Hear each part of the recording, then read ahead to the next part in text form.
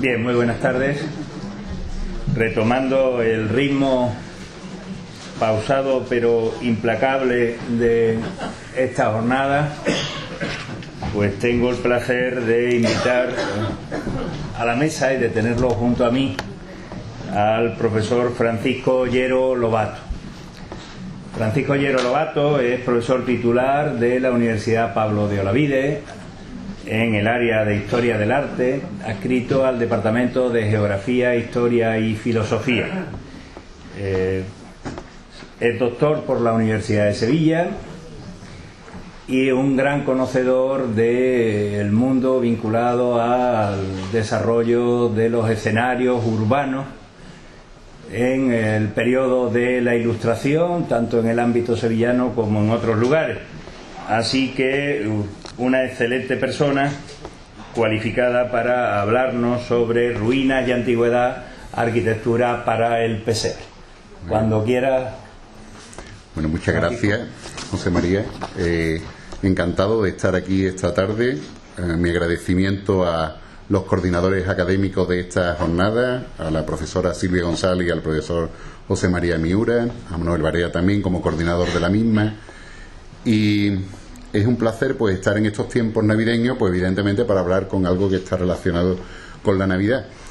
En este caso con la arquitectura de la Navidad, con la arquitectura del pesebre, la arquitectura del portal. Es un tema del que conocemos poco. En realidad de la infancia de Jesús en general se conoce poco. La referencia de los evangelios pues del Nuevo Testamento pues nos hacen indicación sobre algunas cuestiones relacionadas con el lugar donde nació Jesús, sobre el espacio donde nació Jesús. El Evangelio de San Lucas nos dice que nació en un pesebre por no haber sitio en la posada, como todos conocemos. Mateo nos indica que los Reyes Magos fueron a adorar al niño en la casa donde se encontraba en compañía de su madre.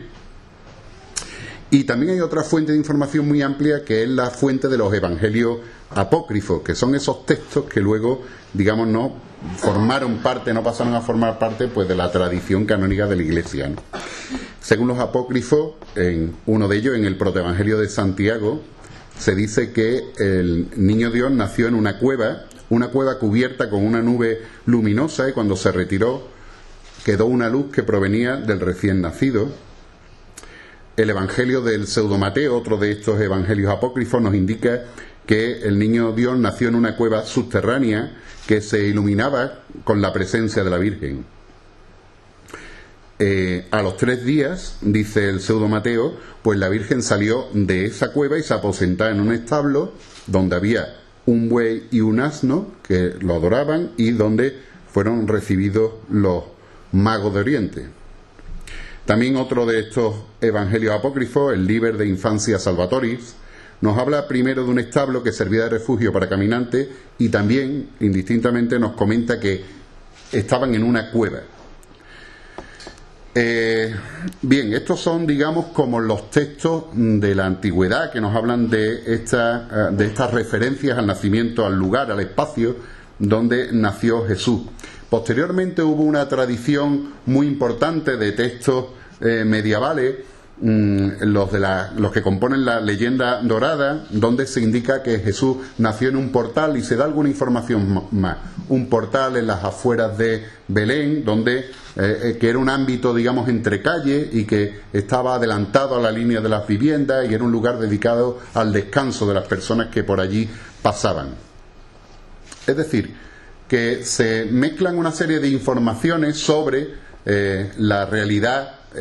espacial del lugar donde nació Jesús. Para la mayoría una referencia a las cuevas. La arqueología bíblica, digamos, ha puesto el acento precisamente en este aspecto. Ya desde el siglo XVIII pues se comentaba que lo habitual, por una especie de análisis comparado con lo que hacían los habitantes de Belén hasta tiempos muy recientes, pues es que el Belén, pues el nacimiento, el portal, fuera en realidad una cueva, un abrigo situado en una roca donde se custodiaba al ganado.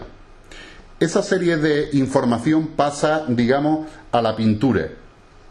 Y pasa a la pintura, y algunas de las pinturas medievales pues recogen esta idea de los evangelios apócrifos de la cueva con la mula y el buey y la presencia de la Virgen y San José en la misma. En otros casos aparece el portal, como en esta famosa representación de Giotto de la capilla Scrovegni en Padua, donde pues se nos presenta efectivamente pues una estructura, digamos, pues donde aunque detrás hay un monte, pero en realidad lo que parece guarecer la figura del niño, pues precisamente este establo, esta estructura con un tejado a dos aguas y con estos soportes, con estos pies derechos que tienen una serie de apoyos pues para permitir esa estructura, ¿no? Otras versiones de la Navidad pues tranquilamente incorporan digamos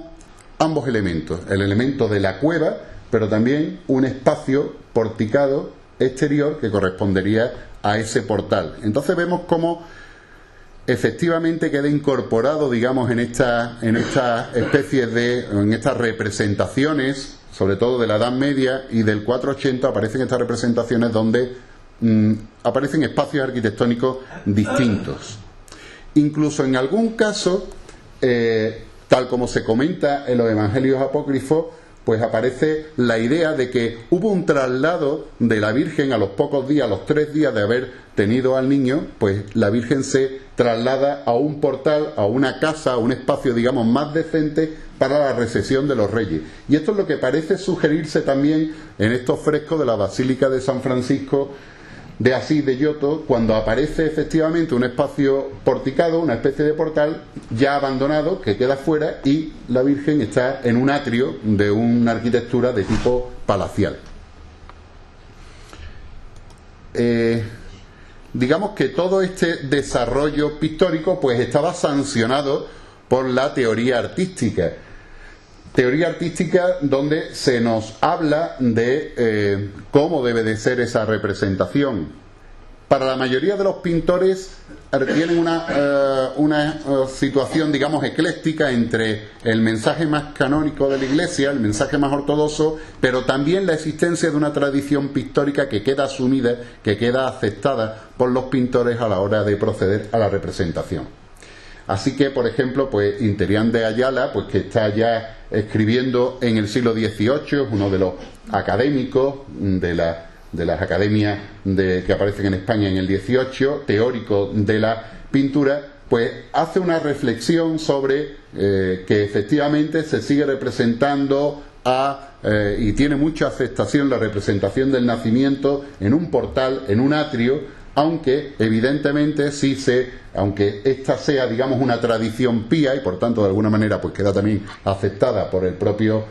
escritor, sin embargo la realidad es que nació en una cierta cueva o roca cavada que sería de cuadra a los pasajeros y viajantes, como son frecuentes en estos lugares que llaman caravanseras o caravanserrayos, ¿no? Efectivamente, pues estos espacios ya son conocidos, ya empiezan a ser conocidos en la Europa del siglo XVIII y se identifica como el lugar donde, desde una cierta ya visión arqueologizante, pues se identifica efectivamente con el lugar donde debió de nacer Cristo. Pero digamos que esta aceptación del portal, esta visión del portal, pues tiene un éxito extraordinario.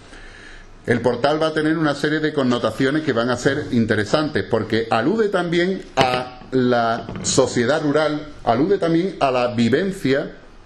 que tiene cada uno de los territorios, cada uno de los lugares donde se extiende el cristianismo y cada una, digamos, de la arquitectura vernácula y de la respuesta de la arquitectura vernácula a las características climáticas que podría haber en esos lugares. Entonces es el caso, por ejemplo, pues de este famoso tríptico de la adoración de los magos del Bosco, del Museo del Prado, donde la adoración se produce en el contexto de una digamos, de unas chozas, de algo mucho más cercano a la Europa nórdica, con esas cubiertas de material vegetal, con un entramado de madera que sostiene pues la parte de los muros, de la parte de los paramentos de ese establo, y por tanto es una representación, digamos, que lo que se hace es rescatar esa interpretación para acercarla a las características ecológicas, a las características medioambientales que tiene el territorio que conoce perfectamente el pintor. De la misma manera que Tintoretto, pues en esta adoración de los pastores de la escuela de San Rocco en Venecia, pues también hace una interpretación del pesebre como un lugar exento, como una arquitectura con un tejado a dos aguas, medio abandonada, medio derruida, pero que tiene esa característica que vemos nosotros, por ejemplo, en la arquitectura vernácula del norte de España, donde hay un espacio abajo cedido para la ganadería, cedido para las actividades agropecuarias, y un espacio arriba que es donde se vive, que es el lugar donde que se puede habitar de esas viviendas, aprovechando, digamos, pues el calor que proporciona el ganado que está situado en la parte de abajo. Y eso es lo que parece representar aquí Tintoretto, entre otras cuestiones, porque también le sirve para introducir una especie de línea clara entre la parte más terrenal, la parte más anecdótica, que pertenecería al plano bajo, y el plano principal, que sería el más alto, donde se está produciendo la escena, una escena de carácter sobrenatural.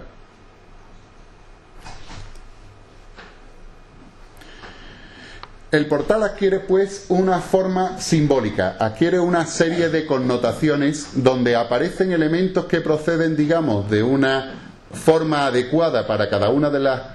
periodos históricos y cada uno de los territorios donde se dispone, y por otro, de alguna manera, también tiene una serie de contenidos, una serie de connotaciones de carácter, pues, teológico, de carácter, digamos, más conceptual. Evidentemente, el portal, como lugar abandonado, como lugar derruido, pues alude a dos cuestiones fundamentales, tal como aparece en los textos,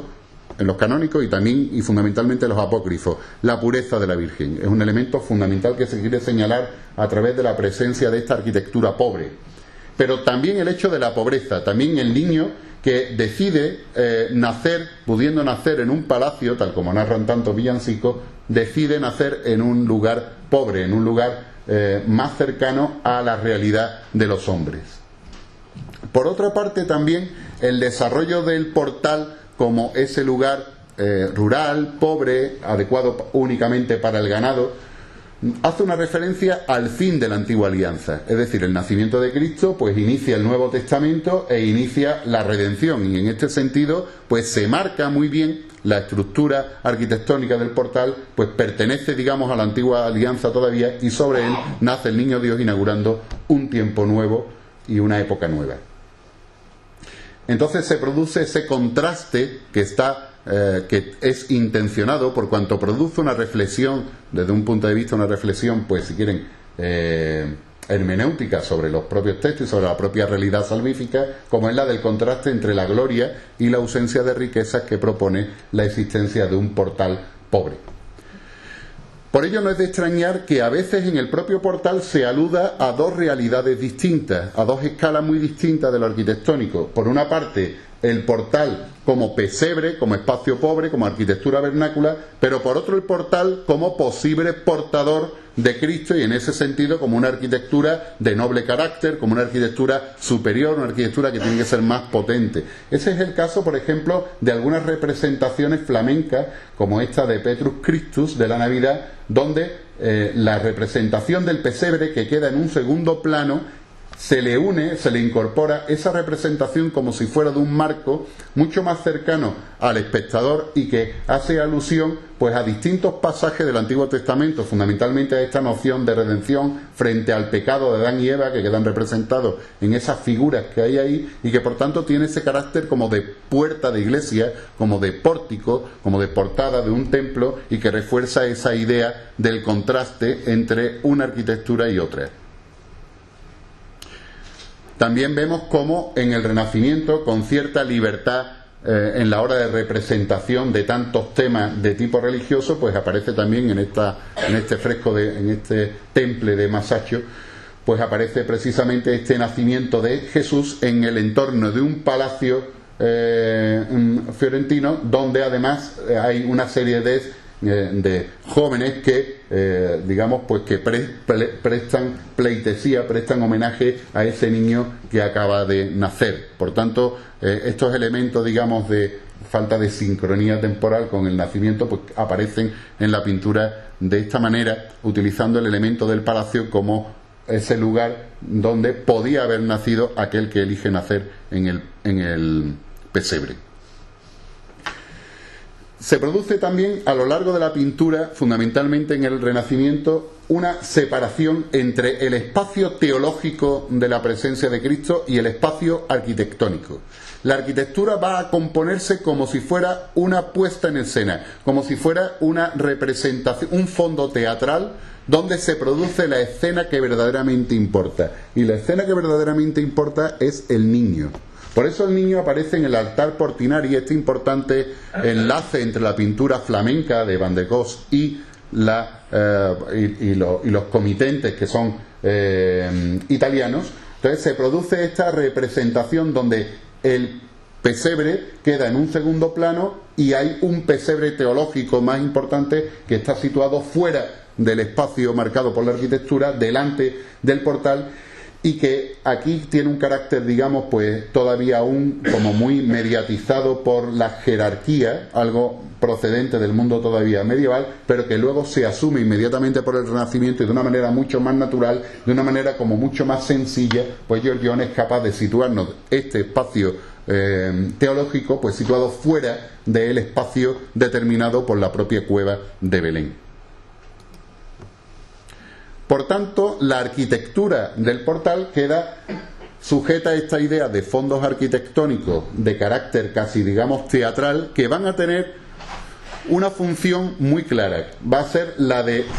abrir campo de visión a través de la perspectiva, de manera que se puedan representar los personajes en un campo más amplio. Es el caso de este cuadro de Durero, de la adoración de los reyes, donde vemos cómo la perspectiva queda situada en un lateral, el punto de fuga quedaría situado en un lateral del cuadro, y todas las arquitecturas se suceden como si fuera en una calle para permitir precisamente que haya esta que nos creamos desde un punto de vista cercano a la visión del ojo esa representación que ahí aparece. De alguna manera lo mismo realiza Pinturicchio cuando presenta ese pesebre,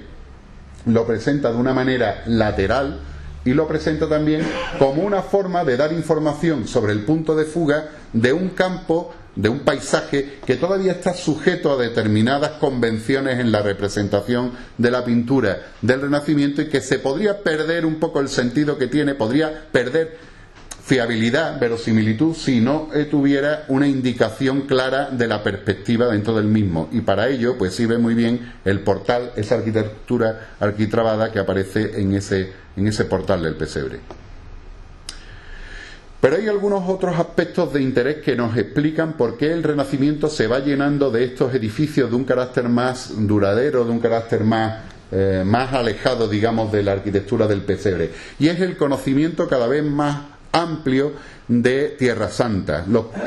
Digamos que los grandes centros de la peregrinación cristiana pues serán Roma y seguirá siendo Tierra Santa, como lo es a lo largo de la Edad Media. Y hay una serie de autores que van a ir dándonos pistas, van a darnos información con una coreografía, con una representación de estas ciudades, fundamentalmente de Jerusalén, en mucho menor término de Belén, pero de algunos de los lugares de Tierra Santa, donde Jerusalén aparece como una nueva Roma, también aparece como otra Roma, como una ciudad monumental rodeada de murallas, y en ese contexto pues los peregrinos van a buscar, y sobre todo la información que va a obtener Europa a través de estos viajeros que más o menos de manera fideligna reproducen estas escenas o estos mapas o estos planos más o menos reales, más o menos mentales, pues van a recibir la información y van a creer en esa información que se les está dando. Por otra parte, sorprende mucho a los peregrinos el hecho de que cuando viajan a Belén, quizá buscando una cueva o buscando un portal o buscando ambas cosas, en realidad se encuentran con una basílica paleocristiana de dimensiones importantes. Una basílica que construye Constantino, que es derribada posteriormente por una serie de invasiones, pero que luego reconstruye Justiniano en el siglo VI, y que los reyes, los cruzados y los bizantinos van a ir adornando, van a ir ornamentando con una serie de mosaicos parietales y con una serie de representaciones, de manera que los peregrinos que van a llegar a Belén se van a encontrar una iglesia basilical, y por tanto van a manifestar su sorpresa o su opinión favorable a a este templo, que evidentemente es un templo querido por Dios, cuya construcción ha debido ser querido por Dios, como este presbítero Jacinto, que en una época indeterminada de la plena o de la alta Edad Media, pues viajó relacionado con la Catedral de León, viajó a Tierra Santa, viajó a Belén, y lo que le sorprende es que vio una iglesia que tenía 30 columnas, ¿no? Para un hombre del románico, digamos, español, pues debía de ser efectivamente sorprendente el ver una iglesia decorada con espléndidos piedras, es decir, con espléndidos mosaicos, y que resplandecía incomparablemente con el fulgor de otras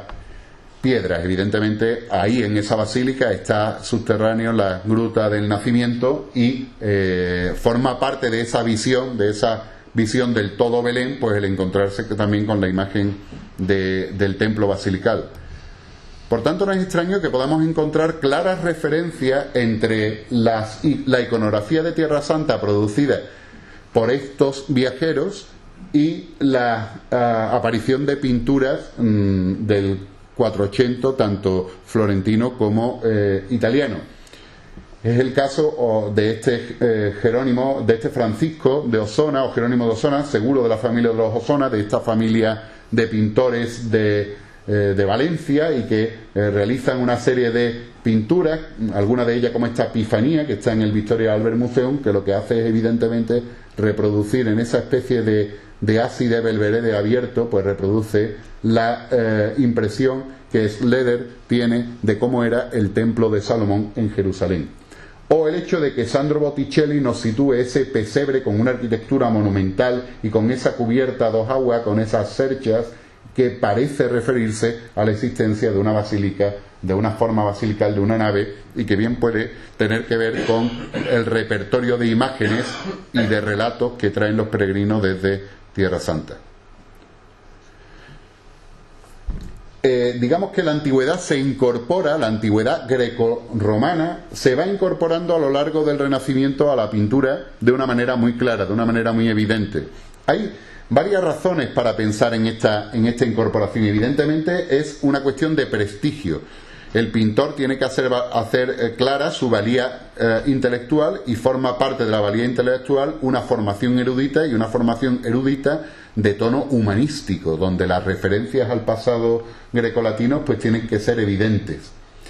También la presentación del pasado romano pues hace alusión a la situación de la época de Jesús. No olvidemos que Palestina formó parte del Imperio Romano, y que en esta visión pues estaba unida a la existencia de una tradición donde supuestamente los órdenes clásicos pues tenían que estar ahí también presentes. De manera que no es extraño que Beccafumi pues nos represente, este pintor sienés, nos represente la adoración al niño delante de un arco prácticamente de Constantino, de un arco triunfal, y que Ghirlandaio represente con columnas corintias el portal, con un arco triunfal como hacían las entradas de los emperadores romanos, donde evidentemente van a pasar el cortejo de los Reyes Magos, va a pasar la autoritas, y con la presencia de un sepulcro que sirve tanto como de posible abrevadero del ganado, como también una lejana pero real alusión a la futura resurrección de Cristo. Evidentemente se está jugando con una serie de elementos que son formales o históricos en algún caso, pero que también tienen un claro matiz teológico, un claro matiz relacionado con la interpretación de aquello que corresponde a las creencias cristianas.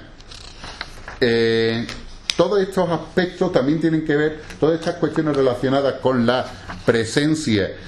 de los grecorromanos, de la arquitectura grecorromana en el portal de Belén, en las representaciones arquitectónicas del nacimiento, también aluden a un hecho claro. Para los teóricos de la arquitectura no era muy evidente que existiese una separación entre la arquitectura que proponía Vitruvio, es decir, la arquitectura grecorromana, con la arquitectura anterior a la época vitruviana. Es decir, no había una distinción entre la arquitectura que se iba a hacer en el extremo oriente, en un principio, a la arquitectura que efectivamente pues se produjera desde el mundo romano. Así que hay un debate que va a ser insistente durante el siglo XVI y el siglo XVII, también incluso en el siglo XVIII, sobre si la arquitectura vitruviana estaba directamente relacionada con la arquitectura bíblica o no lo era. En definitiva, el centro del debate era el Templo de Salomón. Si el Templo de Salomón estaba edificado conforme a la tectónica clásica grecorromana, o más bien estaba hecho con un tipo de arquitectura muy distinta que de alguna manera pues luego lo modificaron los griegos y los romanos. Digamos que ese debate estaba ahí detrás. Y entonces las referencias a un lenguaje compositivo arquitectónico pues no están de más en un pintor que quiere demostrar de alguna manera su versatilidad, que tiene que manifestar un tema del Nuevo Testamento como es la adoración del niño, pero también tiene que venderse para futuros encargos y tiene que manifestar pues la vocación intelectual que tiene, para demostrar la ingenuidad, para demostrar su separación sobre el ser un mero artesano, sino también fundamentalmente el ser un artista que trabaja con el pensamiento. En el caso de Domenico Ghirlandaio quizás sea pues el pintor de todos los pintores del Renacimiento, pues aquel donde se expone de una manera más evidente, de una manera más clara, pues esta relación entre las ruinas romanas y el nacimiento de Cristo. Incluso vemos en la adoración de los pastores del Hospital de los Inocentes de Florencia, cómo el portal se ha transformado en un tabernáculo. La idea del tabernáculo es una idea que va a ser persistente en la arquitectura de la Edad Moderna, porque el tabernáculo es la pérgola que está en la Basílica Constantiniana, en la Basílica de San Pedro de Roma, que luego que también recibe como reliquias pues la presencia de las columnas salomónicas teóricamente procedentes del Templo de Salomón, y que luego finalmente pues se van a convertir a través de toda la reforma que se realiza a comienzo del 17 de la Basílica de San Pedro en el baldaquino realizado por Bernini en la década de los 20 del siglo XVII. Entonces la presencia del baldaquino, que es una presencia que marca lo sobrenatural porque alude en última instancia al baldaquino del Sancta Sanctorum del Templo de Jerusalén, donde estaba el Arca de la Alianza, y por tanto es una estructura arquitectónica perfecta para señalar el lugar donde nace la nueva Arca de la Alianza, como es la de la redención de Cristo. Por último, quiero hacer referencia a otro gran tema arquitectónico que está vinculado a la idea del nacimiento, a la idea del portal, el tema de la cabaña primitiva. La cabaña primitiva es un tema que aparece, digamos, implícito en Vitruvio y en la arquitectura grecolatina, y que es retomado por los teóricos de la arquitectura fundamentalmente de la segunda mitad del siglo XVIII. La cabaña primitiva alude al hecho de que la arquitectura tiene su base en unos principios que son los de la naturaleza. La cabaña primitiva lo que viene es a señalar que la tectónica de elementos portantes y de elementos sustentados que aparece en el mundo grecorromano y que pertenece a la arquitectura en general,